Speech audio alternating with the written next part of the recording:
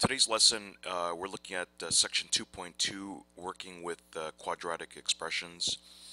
Remember in the first week or so when we were doing the review, I used an area analogy with quadratic expressions. So let's say, for example, an area of a rectangle is length times width, and the box that I've drawn here, the width is 5, and the length is 10, and we get an answer for the area of 50 square units. Well, I can also represent the above rectangle, this rectangle that I've just finished describing. Well, I can break it up into components. Let's say, for example, I break up the width or the length into a length of 6 plus a length of 4, and I break up the width into a length of 3 plus a length of 2. Well, now essentially what I've done is now I have 4 boxes where I can calculate separate areas of 4 separate boxes, and this box being 3 by 6, this one here being 3 by 4, and this one down here being 2 by 6, and finally the one in the bottom right corner, 2 by 4. And if you add all these up, 18 plus 12 is 30, 12 plus 8 is 20, add it all together and we get 50 square units, just like above. So now I can apply this area model representation of multiplying to quadratics. And so I have the following example here where I'm multiplying x times 3x minus 4 all in brackets. So if I make a rectangle, I can have the width labeled as x and the length labeled as 3x minus 4, and let's divide the rectangle. So this rectangle on the left is x times 3x, and we get 3x squared, and we get for the right rectangle x times negative 4, it's minus 4x. So the final expression is 3x squared minus 4x. Okay. Now eventually what I want you to do is you really need to get to be comfortable without having to do this every time, and ideally I'll tell you what this all represents or how it can be expanded out algebraically so you understand. Well, if I take this and multiply this, essentially what you're getting is x times 3x, and then you get, and we still have this minus sign in the middle, so minus again x times 4 is essentially what you're doing, and again we get the same answer, 3x squared minus 4x. Okay. Now let's look at a more complex example. Here in this example I have 6 times 3x minus 2 all in brackets and all squared. So let me just rewrite this in a more expanded form. I have 6 times 3x minus 2 times 3x minus 2. At this point, let's leave the 6 alone for now and just concentrate on the 2 binomials. Okay. So essentially what you have is this first term in this first set of brackets times both these terms. Okay.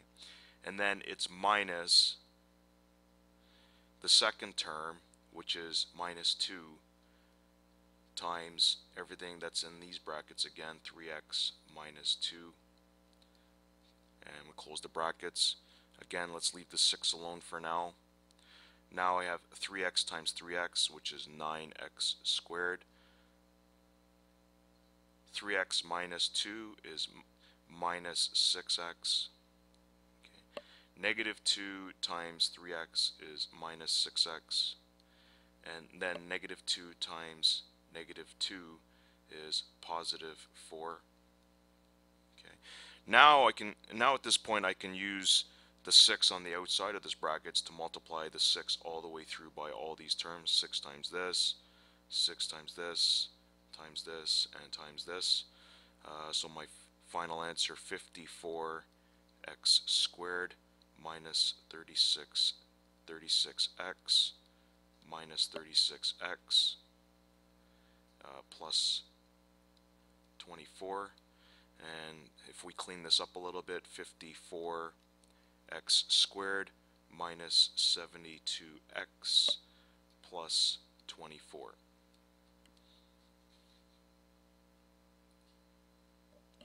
Now going back a little bit, most of you should have seen algebra tiles in grade 9 and 10.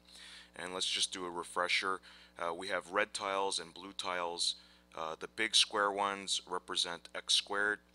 The long skinny ones represent x, and the small ones represent just the numerical value of 1. And red are all positive and blue are all negative. And here are all the possible combinations you can have. So if you have a red times a red, it will still stay red. If you have a blue times a blue, remember, negative times negative is also going to give you positive, so you're going to end up with red. Okay, and red times blue is going to be blue. It's going to be negative. So here's an example using the algebra tiles. Let me just write out the expressions for you. So on the vertical side here, we have 2x minus 3, and on the horizontal side, we have 2x plus 3. Okay, and you'll notice that if you look at this, we're looking at a difference of squares. So even before you do this, you should recognize that you're going to only end up with 2 terms in your answer. And so I've drawn out the grid for you and what all the different shapes that we're going to have. So we're going to have 4 big red squares, 6 skinny red squares, 6 skinny blue squares, and 9 of the small blue squares. And you should or hopefully you remember from past using the tiles, once you have one blue one and one red one together to trade off with, it equals 0. It becomes 0. Okay, so we do have 6 blue ones, 6 red ones, so the x term is going to cancel out. So we're left with the final expression. It's going to be 4x squared minus 9. So just to recap the 2 examples that I did in just earlier in the lesson, the first type is a monomial, or a one-term algebraic expression multiplied by a binomial, which is a 2-term algebraic expression. And so a times b plus c, you get a times b plus a times c, or simply ab plus ac. The second type is a binomial by a binomial, 2-term times a 2-term. Again, you take the first term from the first bracket and multiply by both terms of the second bracket. Then take the second term of the first bracket and multiply by both terms of the second bracket. And when you multiply all this out, you get AC plus AD plus BC plus BD. So here are the 3 variations that you're going to see in this chapter of the textbook. You're going to have a perfect square with an addition sign. So a plus b squared, if you write it out fully, is a plus b times a plus b. And notice we get a squared plus 2ab plus b squared. Okay. The second example, it's also a perfect square, but now with a subtraction sign in the brackets. So a minus b times a minus b. And notice that the only thing changes is the middle term. Instead of it being 2 plus 2ab, it's minus 2ab. The final example that we've already talked about again in a previous class is the difference of squares. So it's a plus b times a minus b, and we get this difference of squares. Notice how the middle term, there's no more middle term here. So that concludes the lesson for today. Again, you should make your own notes from the video.